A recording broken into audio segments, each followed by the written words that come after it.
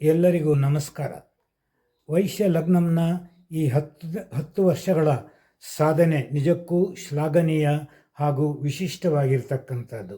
ಇಂದಿನ ಕಾರ್ಯಕ್ರಮಕ್ಕೆ ನನ್ನ ಹಾರ್ದಿಕ ಶುಭಾಶಯಗಳು.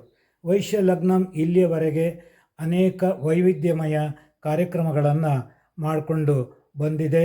ವಿವಾಹ ಪೂರ್ವ ಕೌನ್ಸಿಲಿಂಗ್, ವಧುವರರ ವೇದಿಕೆ, ಉಚಿತ ಜಾತಕ ವಿನಿಮಯ, ಹೀಗೆ ಹಲವು 10 ಕಾರ್ಯಕ್ರಮಗಳನ್ನು ನಡೆಸ್ಕೊಂಡು ಬರ್ತಾ ಇದೆ.